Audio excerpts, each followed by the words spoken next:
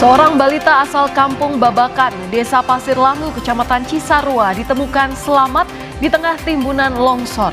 Ia menjadi satu-satunya yang selamat dalam keluarga.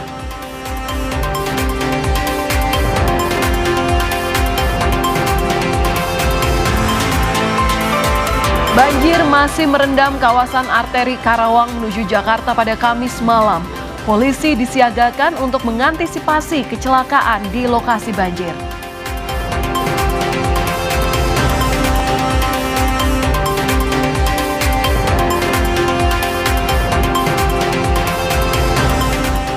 Tingginya curah hujan di Jakarta, Gubernur DKI Jakarta Pramono Anung memperpanjang kebijakan pembelajaran jarak jauh atau PJJ serta work from home hingga 1 Februari 2026.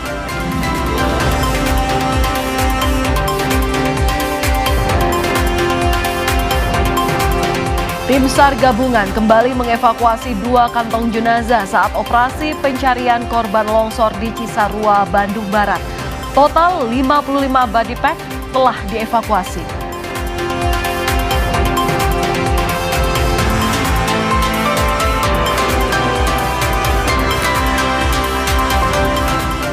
Badai Chandra menyebabkan hujan lebat dan banjir di sejumlah wilayah di Inggris.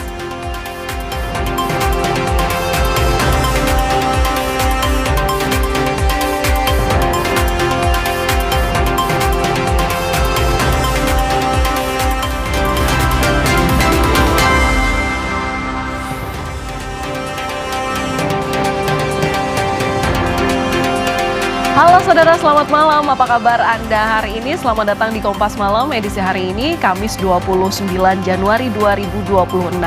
Saya Valentina Sitorus bersama Anda. Kita simak berita-berita selengkapnya hanya di Kompas Malam.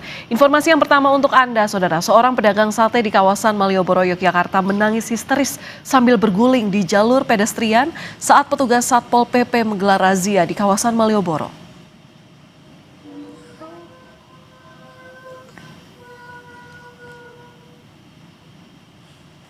Seorang pedagang sate di Jalan Malioboro menangis histeris sambil menggulingkan diri di jalur pedestrian. Pedagang tersebut emosi saat petugas Satpol PP Kota Yogyakarta menggelar razia di sekitar lokasinya berjualan. Menurut Satpol PP, pedagang berniat lari menghindari petugas namun terpleset dan dagangannya jatuh berhamburan.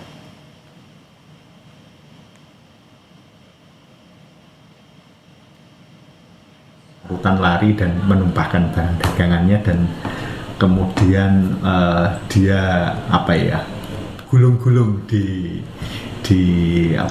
jalan karena mungkin emosi dengan tumpahnya barangnya.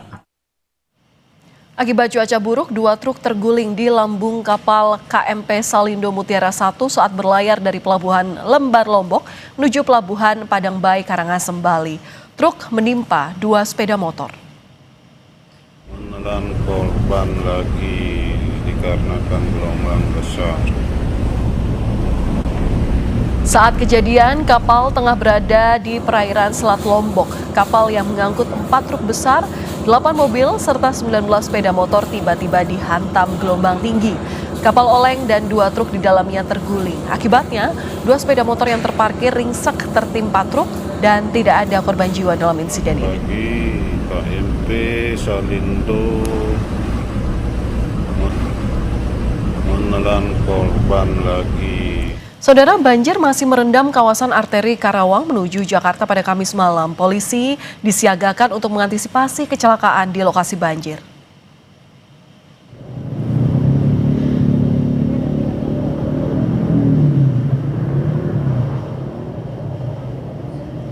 Banjir menyebabkan sejumlah motor mogok akibat terendam air.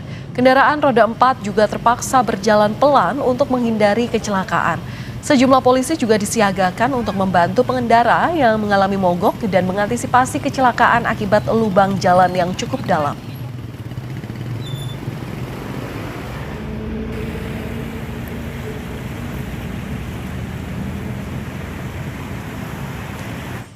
Kita ke sorotan lain, Saudara. Kejaksaan Negeri Sleman menegaskan akan menghentikan perkara Hogi Minaya yang ditersangkakan usai kejar penjamret istrinya.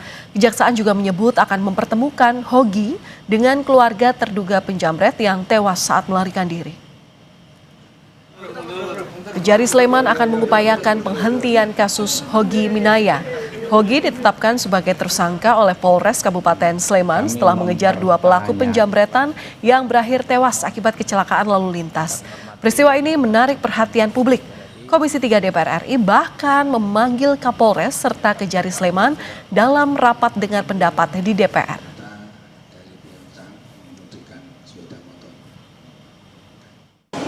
Pada intinya kami akan melaksanakan kesimpulan yang sudah disepakati bersama dalam kesempatan rapat siang ini tadi. Dan untuk mekanismenya kami akan segera menunggu petunjuk pimpinan. Kami akan segera melaporkan ini, dan untuk mekanismenya nanti penghentiannya kita menunggu gitu secepatnya. Hogi Minaya yang merupakan tersangka yang membela istri dari jambret kini segera terbebas dari jeratan hukum usai DPR panggil Kapolres dan Kejari Sleman. Komisi 3 DPR menilai Hogi tak layak jadi tersangka. Penetapan tersangka kasus suami bela istri dari jambret bergulir hingga gedung parlemen. Komisi 3 DPR memanggil Kapolres Sleman dan Kajari Sleman mengklarifikasi penetapan tersangka Hogi Minaya yang menabrak jambret hingga tewas demi membela sang istri. Anggota Komisi 3 DPR dari fraksi Golkar Rikwanto menilai Polres Sleman telah salah kaprah dalam menetapkan tersangka Hogi Minaya. Rikwanto bilang peristiwa tewasnya 2 jambret tak terlepas dari tindakan kriminal keduanya. Jadi peristiwa matinya 2 penjamret itu ada konteksnya dengan kejadian penjambretan itu. Bukan situasi yang terpisah. Ya, satu kasus, satu perkara. Ini kok tiba-tiba jadi 2? Ini mindset berpikir ya, kerangka berpikir ya.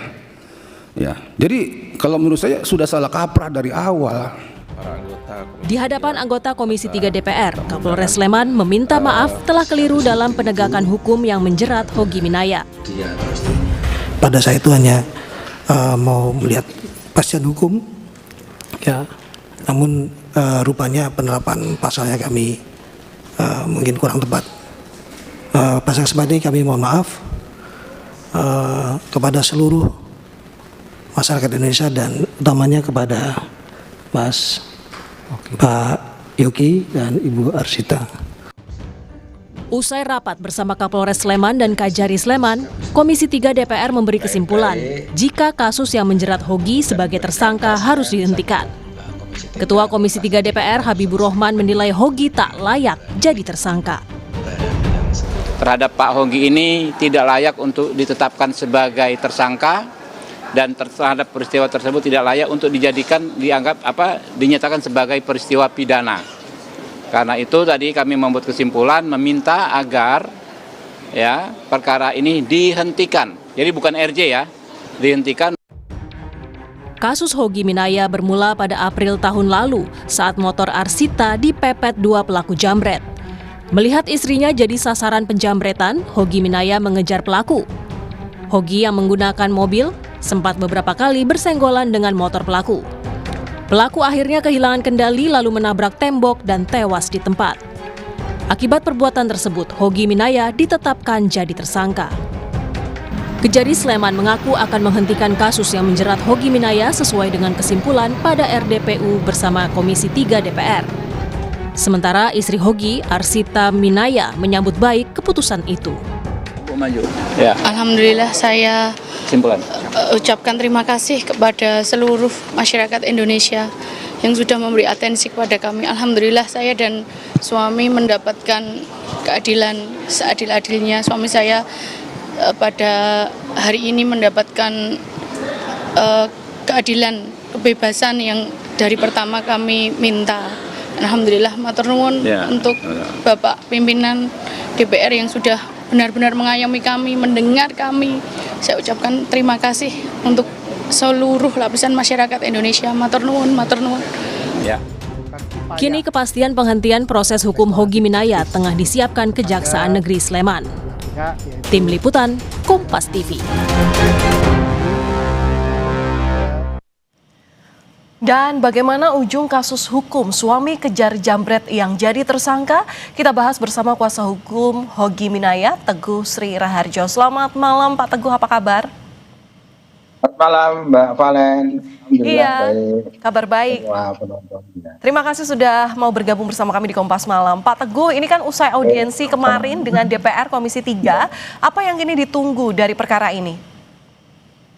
Oke, jadi Mbak Valen, kemarin sudah kita ketahui bersama ketika Komisi 3 DPR sudah melakukan rapat dengar pendapat umum ya, sudah disimpulkan bahwa kasusnya klien kami, Mas Hogi ini itu nanti berdasarkan pasal 65 huruf M KUHP yang baru, Undang-Undang Nomor 20 Tahun 2025 itu nanti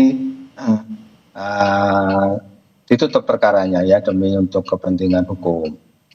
Jadi itu nanti yang juga harus di follow up oleh Kejaksaan Negeri Sleman karena memang saat ini penanganan perkara Mas Hogi tersebut dalam penanganan oleh Kejaksaan Negeri Sleman. Jadi nanti kita menunggu dari Kejaksaan Negeri Sleman untuk memfollow up terkait dengan apa yang kemarin sudah menjadi kesimpulan dari Komisi 3 DPR teman-teman di sana ya. Oke, seperti itu Mbak Valen. Oke, ya. Pak, kemarin itu kan DPR Komisi 3 melalui Habibur Rahman itu kan bilang ada sejumlah permintaan. Yang pertama, minta kasus ini dihentikan. Kemudian status tersangka yang diberikan ini seolah tidak sesuai dengan KUHP yang baru dan artinya peristiwa ini tidak layak untuk dinyatakan sebagai peristiwa pidana. Nah, terkait 3 perintah ini, adakah info terkait prosesnya nanti bagaimana oleh Kejari? Mekanismenya bagaimana? Karena ini yang sampai sekarang ditanyakan oleh publik. Iya, jadi kalau kita kemarin membaca dari apa yang sudah diberikan kesimpulan oleh Komisi 3 DPR, itu ada 3, tapi sebenarnya tidak sebagaimana yang Mbak Valen tadi sampaikan. Yang pertama itu tadi sudah saya sampaikan bahwa perkaranya Mas Hogi ini berdasarkan pasal 65 huruf M ya, KUHP yang baru ya, itu ditutup ya, dihentikan untuk ya, kepentingan ya ditutup, perkara ditutup ya, dihentikan itu untuk kepentingan hukum. Di poin 1, masih di poin 1 sebagaimana tadi yang mengatur ataupun memberikan terkait dengan dasarnya yang pasal 65 huruf M Undang-Undang KUHP itu yang baru, itu juga ada alasan di situ berdasarkan pasal 34. ya. Ada alasan pasal 34 KUHP ya, KUHP yang baru. Kemudian yang kedua, Komisi 3 DPR ini juga menyinggung terkait dengan bahwa ada pasal 53 yang diatur dalam KUHP yang baru. Jadi bahwa untuk menegakkan hukum yang ada ini, ya menegakkan hukum yang ada ini, para penegak hukum itu mengedepankan keadilan daripada kepastian hukum. Ya, Pak Teguh, maaf saya potong. Kami mengerti maksud Anda, Pak. Tapi kan ini butuh kepastian. Nah, adakah info dari Kejari Sleman ini mekanismenya seperti apa untuk melaksanakan arahan dari Komisi 3? Sekarang update-nya sampai mana gitu? Ya, ini Mbak Valen. Jadi bagaimana yang disampaikan oleh Kepala Kejaksaan Negeri Sleman pada waktu kita bertemu di Komisi 3 DPR kemarin, beliau menyampaikan bahwa akan memfollow up apa yang sudah menjadi kesimpulan. Kemudian yang kedua akan berkoordinasi dan minta arahan ya dari Jaksa Agung ya terkait dengan apa yang sudah disimpulkan oleh Komisi 3. untuk nantinya akan bersikap bagaimana format menutup perkara demi kepentingan hukum ini. Yang mohon dipahami saja, artinya kita juga memahami bahwa ini adalah kondisi yang baru ketika di KUHP yang lama Undang-Undang 8 tahun 1981 ini tidak mengatur hal yang sebagaimana sekarang kita temui.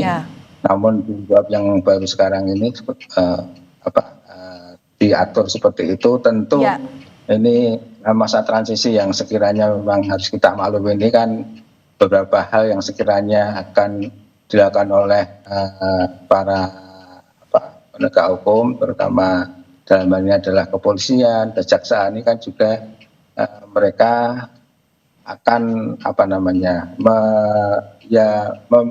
ini akan memformat yang sekiranya memang itu kan kondisi yang baru, hal yang baru ya. Berarti jadi sampai sekarang belum ada arahan dari Kejari Sleman ya Pak ya? Karena kan mengapa hal ini perlu ditanyakan? Karena ini berkaitan dengan status hukum Hogi sekarang. Sebelumnya kan ditetapkan jadi tersangka, tapi dengan adanya pertimbangan analisa dari Komisi 3, ini kan seolah kita juga butuh supaya nama Pak Hogi ini ya kembali baik, tidak tercemar dengan terkena kasus hukum pidana gitu. Berarti belum ada ya Pak ya kejelasan dari Kejari Sleman ya? Kalau masalah itu jelas sudah ada berdasarkan dari apa yang disimpulkan oleh Komisi 3 kemarin, bahwa berarti sebenarnya Mas Hogi itu tidak lagi sebagai tersangka. Kan kita tinggal menunggu suratnya aja. Surat yang nanti akan diterbitkan oleh penuntut umum, karena memang dalam pasal 65 huruf M itu adalah kewenangan penuntut umum, tidak kemudian disebutkan misalnya jaksa agung, itu tidak. Tapi penuntut umum sendiri nanti dia punya wewenang menutup perkara demi kepentingan hukum. Seperti itu Mbak Valentini. Berarti sekarang tinggal tunggu surat, karena ini kan juga berkaitan dengan perbaikan nama daripada Pak Hogi Minaya sendiri. Pak, kemudian kalau memang kasusnya ini dihentikan, berarti soal syarat damai ini Pak Hogi tidak perlu memenuhinya kembali ya Pak ya, kalau kasusnya udah dihentikan? Ya, dari Kejaksaan Negeri Sleman sendiri pun tentunya tidak akan memfollow up jilid 2 dari RJ yang kemarin belum selesai juga kesepakatannya. Itu tidak akan di follow up lagi, karena memang sudah ada ketetapan bahwa nanti perkara ini akan ditutup untuk kepentingan hukum, kan begitu.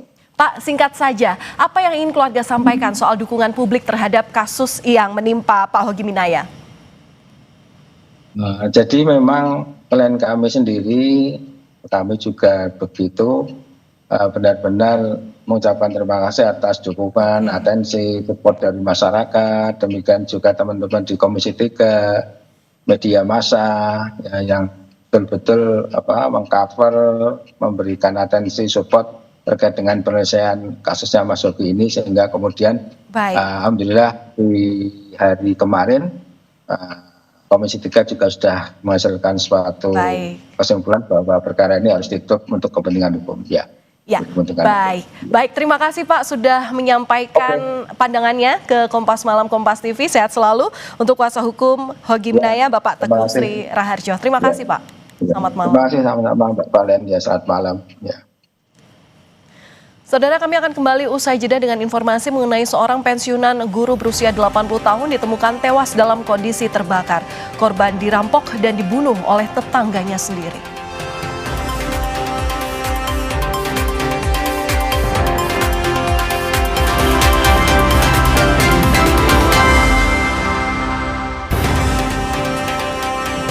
Sempat lolos dari kejaran warga, penjamret perhiasan bermodus tanya alamat di Tulungagung, Jawa Timur akhirnya ditangkap.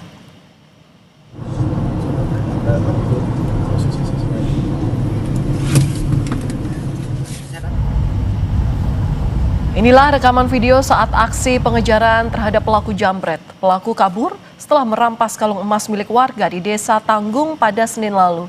Pelaku akhirnya ditangkap di tempat kerjanya setelah buron 2 hari. Dalam pelariannya, pelaku menghilangkan jejak dengan berganti pelat kendaraan. Pelaku telah 4 kali melakukan aksi penjamretan. Korban berusaha untuk menarik kendaraan yang dikendarai oleh pelaku. Pada waktu itu akhirnya karena posisi pelaku di atas kendaraan yang dinaikinya dan posisi mesin dalam keadaan hidup, kemudian ditarik, akhirnya terjatuh. Korban terjatuh, pelaku pun juga terjatuh. Saudara, seorang pencuri nekat beraksi pada siang hari di salah satu rumah warga di Gunung Kidul, Yogyakarta. Kotak berisi perhiasan emas yang disimpan di dalam kamar raib.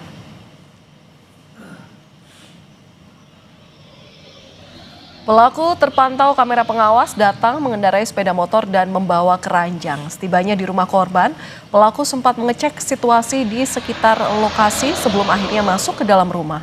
Peristiwa ini berlangsung sekitar 5 menit hingga akhirnya pelaku pergi meninggalkan lokasi. Pemilik rumah mengaku awalnya tidak mengetahui rumahnya menjadi sasaran pencuri karena berada di dapur. Hingga akhirnya dia masuk ke kamar dan mendapati lemari pakaiannya dalam kondisi terbuka.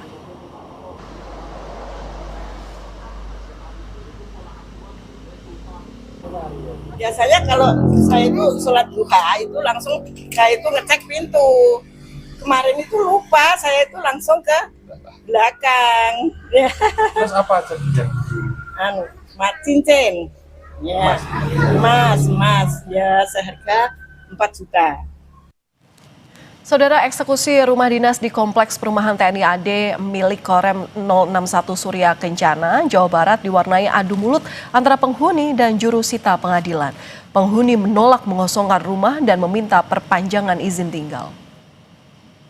Hari ini sampai hari ini Ketua Pengadilan Negeri tidak ada penangguhan terhadap eksekusi pengadilan. Kita tidak ada hadir di situ ya.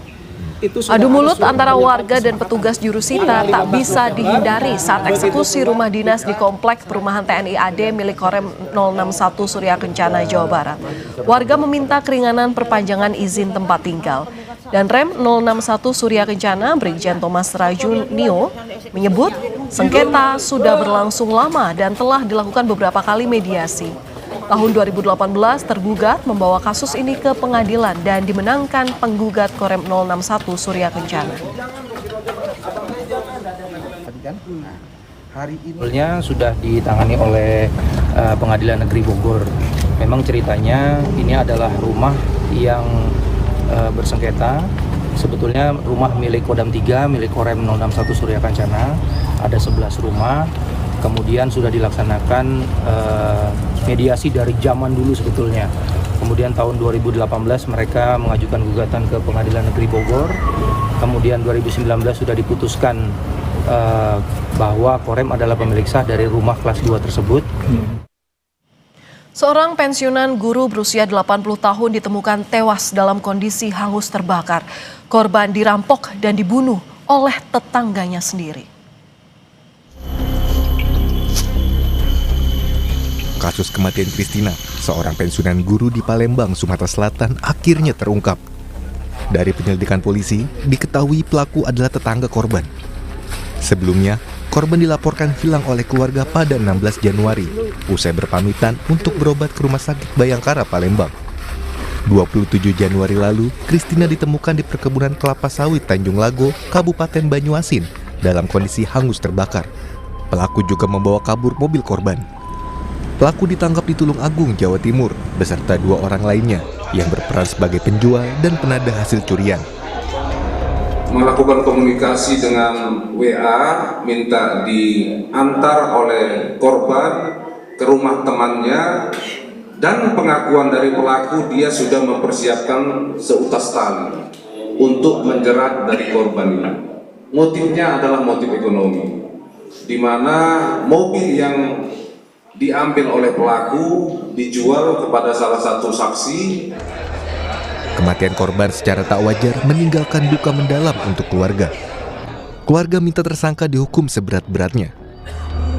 Saya dan keluarga berharap pelaku mendapatkan hukuman yang seberat-beratnya dan setimpal dengan nyawa yang dia ambil. Kini tersangka ditahan di Polda Sumatera Selatan dan dikenakan pasal berlapis dengan ancaman hukuman mati. Reski Oktora, Muklas Diferensial, Kompas TV, Palembang. Saudara, kasus dugaan kekerasan verbal yang melibatkan seorang guru sekolah dasar di Pamulang, Tangerang Selatan, kini memasuki tahap mediasi. Polisi bersama Dinas Pendidikan Kota Tangerang Selatan mengupayakan mediasi antara guru dan orang tua murid yang menjadi pelapor.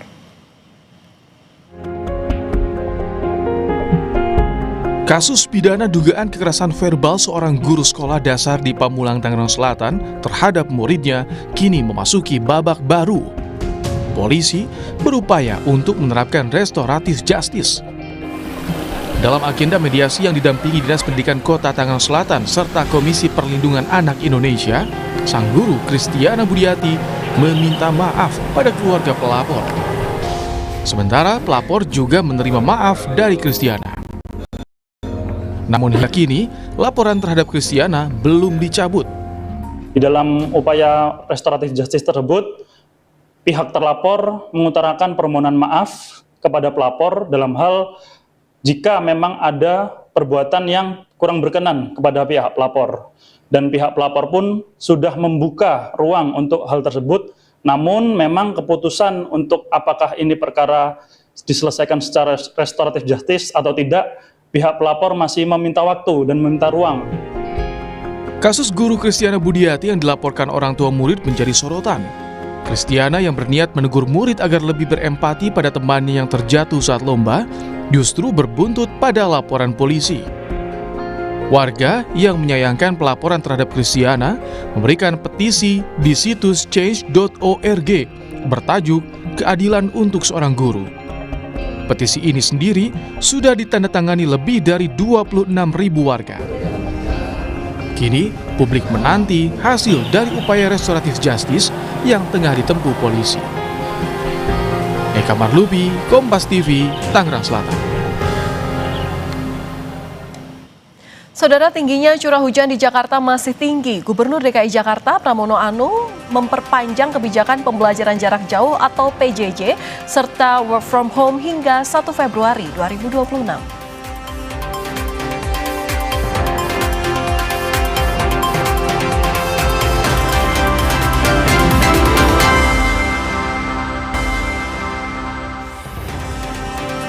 Terima kasih Anda masih bersama kami di Kompas Malam. Saudara, Gubernur DKI Jakarta Pramono Anung kembali memperpanjang kebijakan pembelajaran jarak jauh serta work from home hingga 1 Februari 2026. Kebijakan ini diambil menyusul masih tingginya curah hujan yang diprediksi terjadi di wilayah Jakarta. Gubernur DKI Jakarta Pramono Anung bilang dari hasil analisis Badan Meteorologi, Klimatologi, dan Geofisika atau BMKG, curah hujan masih tinggi hingga 1 Februari mendatang. DKI Jakarta memutuskan untuk memperpanjang kebijakan PJJ dan WFH hingga 1 Februari sebagai antisipasi potensi cuaca buruk.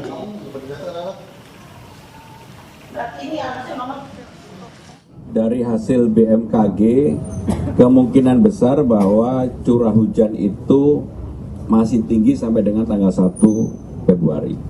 Maka dengan demikian, saya sudah memutuskan untuk PJJ maupun orang mau work from home itu sampai dengan 1 Februari. Di Jakarta, Saudara, pada Kamis malam arus lalu lintas dari arah Semanggi menuju Cawang mulai lancar. Kepadatan sempat terjadi di kawasan Semanggi pada Kamis petang imbas banjir di wilayah Cawang serta memasuki jam pulang kantor. Perlahan pada Kamis malam kemacetan pun mulai terurai. Arus lalu lintas lancar di kedua arah baik ke jalur arteri maupun tol dalam kota.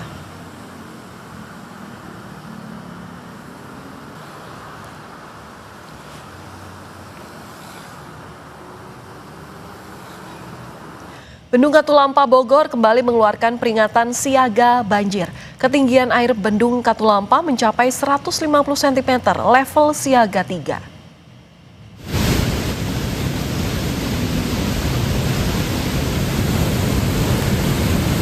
Ketinggian air di Bendung Katulampa, Kota Bogor mencetak rekor tertinggi selama musim penghujan.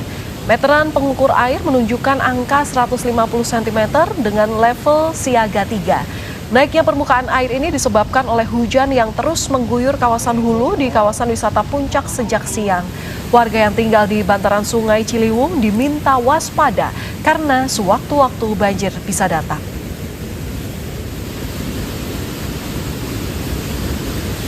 ada kenaikan di jam 24.4 150 di level siaga 3. Dikarenakan hujan lebat dari hulu dari sore tadi sampai malam.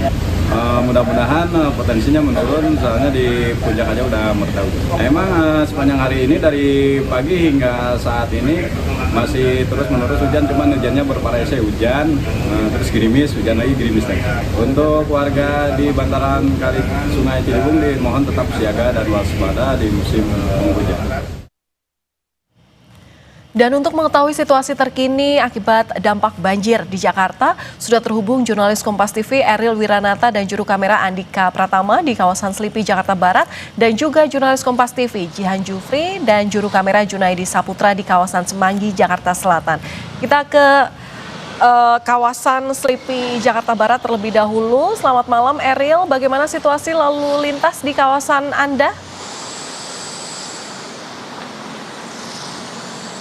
Ya, Valen dan saudara, bahwa malam hari ini di Selipi sudah mulai terpantau lancar, yang dimana memang sempat terjadi kepadatan pada sore hari, tepatnya pukul waktu pulang kerja, yang dimana ini juga berimbas akibat dari curah hujan yang cukup tinggi di Jakarta, karena memang untuk di Jakarta Barat sendiri sempat terjadi banjir pada beberapa titik, mulai dari seperti Dan Mogot, kemudian juga ada beberapa titik lainnya yang dimana ini mengganggu dari pengendara untuk mengakses jalur-jalur tersebut, sehingga banyaknya jalur yang dialihkan ataupun mencari alternatif lain, sehingga terjadinya penumpukan pada satu jalur tersebut. Ya, dimana jika melihat pada saat ini untuk di Selipi sudah mulai lancar, kendaraan sudah bisa melalui dengan lancar dari arah Jakarta menuju ke arah Tomang, kemudian juga bahwa di jalur dari Jalan Arjuna Selatan juga sudah mulai terpantau lancar, yang dimana jika melihat pada sore hari tadi sempat terjadi kepadatan akibat hujan.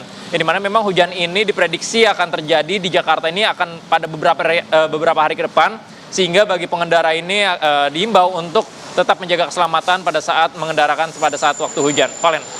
Ya, kalau di kawasan Selipi, Jakarta Barat, arus lalu lintas sudah berjalan lancar. Bagaimana kalau di kawasan Semanggi, Jakarta Selatan? Jihan, seperti apa pantauan Anda terkini di Semanggi? Ya, Valen dan juga saudara, untuk kondisi lalu lintas di Semanggi, tepatnya di depan halte Transjakarta Semanggi, di kedua arahnya terpantau ramai lancar, baik yang mengarah ke Cawang ataupun yang mengarah ke Grogol ataupun Selipi begitu ya, yang mana jam-jam padat di daerah ini biasanya jatuh di pukul 17.00 hingga pukul 19.30 seperti hari ini tadi kepadatan terjadi di jam-jam tersebut. Nah, memang kepadatan yang terjadi ini terjadi di arah yang menuju ke Cawang, dikarenakan memang tadi di sekitar pukul 17.00 hingga waktu 19.30 waktu Indonesia Barat ini sempat padat karena jam pulang kerja yang pertama, lalu juga turun hujan dan juga adanya genangan yang terjadi di wilayah Cawang, Jakarta Timur. Kalau saat ini kami pantau kondisi cenderung ramai lancar di kedua arahnya, yang mana memang sempat dikatakan juga oleh polisi yang berjaga di sini bahwa tadi pada saat hujan turun di wilayah ini sempat terjadi macet. Nah, memang yang menjadi himbauan atau yang perlu diperhatikan oleh para pengendara tentunya atau khususnya yang menuju ke arah Cawang ini untuk memperhatikan waktu-waktu pulang kerja, dan juga ada prediksi begitu ya dari BMKG bahwa hujan dengan intensitas ringan hingga deras masih akan terjadi di sejumlah wilayah di Jakarta, salah satunya ini di Jakarta Selatan begitu ya, yang mana bila turun hujan di wilayah Semanggi ini rentan terjadi kepadatan apalagi di jam-jam tertentu begitu ya, salah satunya ini di jam-jam pulang kerja seperti yang tadi saya sudah sempat sebutkan, yakni jam-jam padat di sekitar pukul 17.00 hingga di waktu 19.30 waktu Indonesia Barat. Sementara informasinya yang bisa kami laporkan itu kembali ke studio Valen. Baik, terima kasih atas laporan Anda jurnalis Kompas TV Jihan Jufri dari kawasan Semanggi, Jakarta Selatan, dan sebelumnya ada Eril Wiranata dari kawasan Selipi, Jakarta Barat. Terima kasih teman-teman. Saudara, Badan Meteorologi, Klimatologi, dan Geofisika memprediksi pada Jumat 30 Januari wilayah Jakarta akan diguyur hujan dengan intensitas sedang hingga sangat lebat. Sedangkan untuk wilayah Bogor, Depok, Tangerang, dan Bekasi akan diguyur hujan dengan intensitas sedang hingga lebat.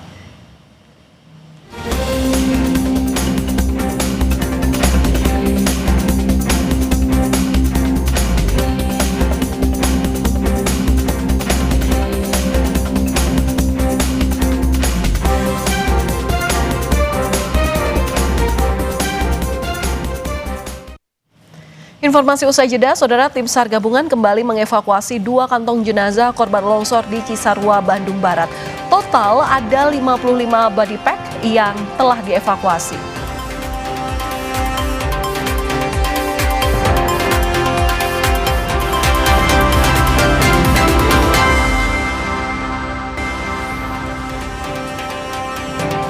Saudara, tim SAR gabungan kembali mengevakuasi 2 kantong jenazah saat operasi pencarian korban longsor di Cisarua, Bandung Barat. Hingga Kamis malam, total ada 55 kantong jenazah yang telah dievakuasi. 2 kantong jenazah berhasil dievakuasi tim SAR gabungan dari lokasi longsor di Desa Pasir Langu, Cisarua, Bandung Barat hari ini. Dari 55 kantong jenazah, 41 orang telah teridentifikasi dan terpantau kabut serta intensitas hujan yang tinggi membuat proses pencarian ini terhambat. Dikhawatirkan hujan memicu terjadinya longsor susulan di area pencarian. Makanya kita batasin. Total penemuan pada hari ke-6 operasi SAR adalah sebanyak 2 packs dengan rincian 2 body packs di sektor A1. Hingga hari ini Kamis 29 Januari 2026 pukul 16.30 WIB, total korban yang telah berhasil dievakuasi adalah sebanyak 55 body packs. Saudara, ada kisah pilu di tengah bencana longsor Cisarua yang menewaskan puluhan nyawa. Seorang balita asal kampung Babakan, Desa Pasir Langu, Kecamatan Cisarua, ditemukan selamat di tengah timbunan longsor. Ia menjadi satu-satunya yang selamat di dalam keluarga.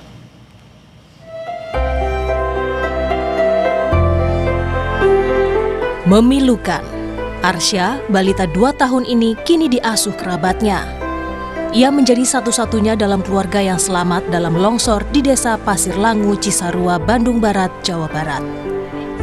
Saat longsor terjadi, Arsya bersama keluarganya sedang berada di dalam rumah.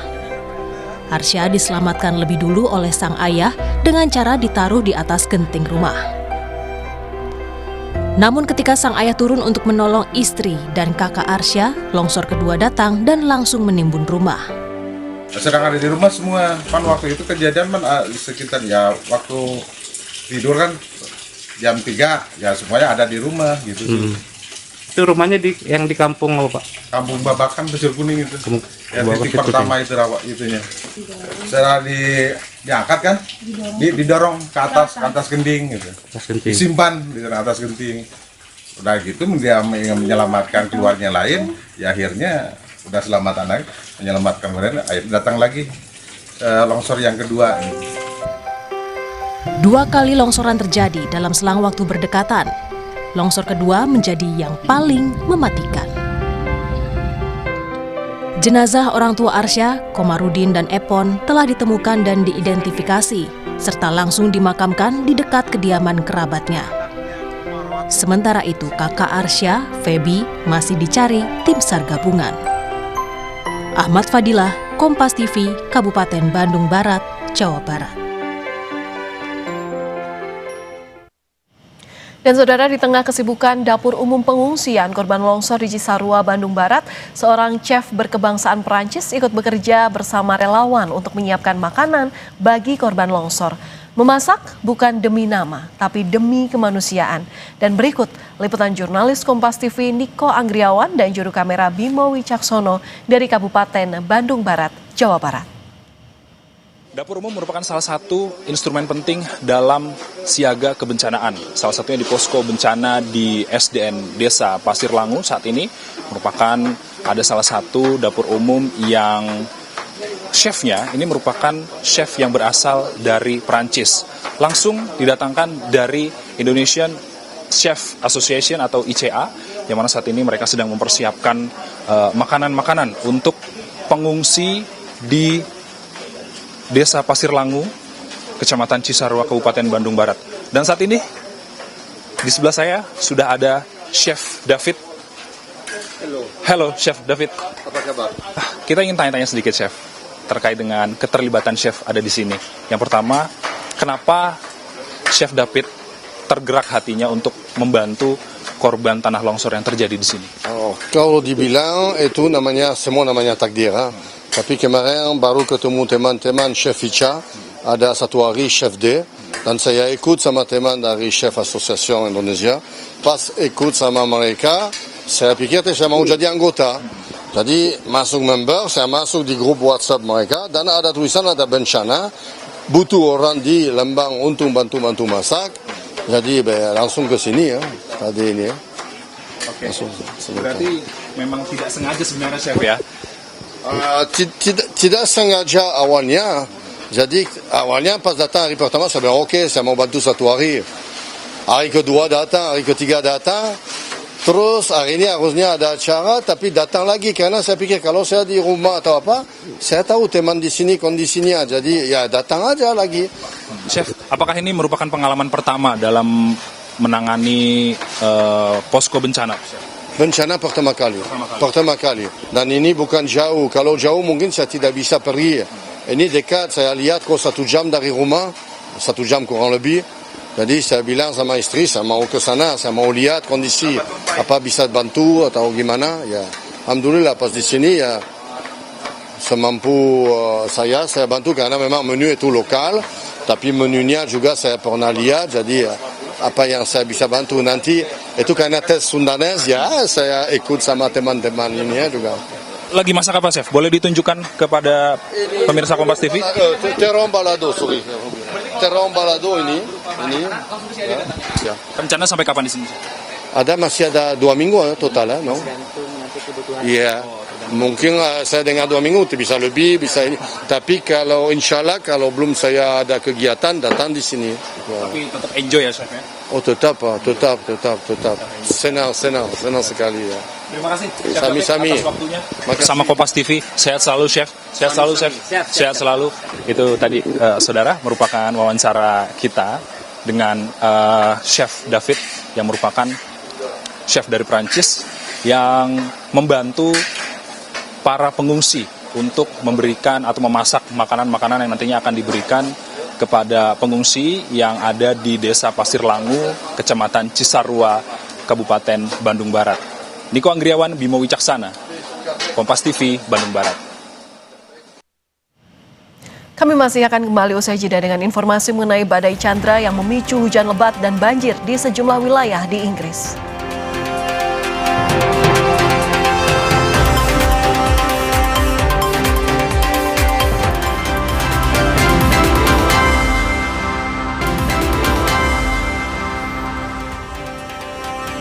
Saudara, badai Chandra memicu hujan lebat dan banjir di sejumlah wilayah di Inggris. Visual dari udara yang diambil Sky News menggambarkan masifnya banjir yang menggenangi area perumahan dan ladang di Somerset, Inggris. Kendaraan hingga permukiman nyaris tenggelam akibat banjir. Sekitar 50 properti terdampak banjir di seluruh Ilminster, West Cocker, Taunton, Mudford, dan West Camel.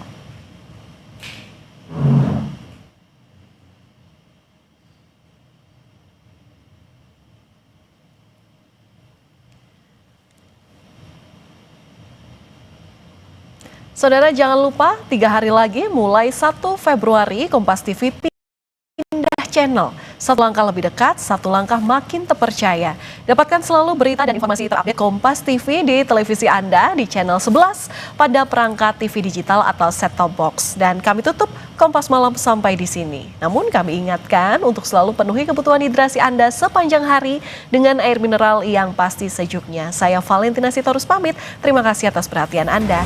Sampai jumpa.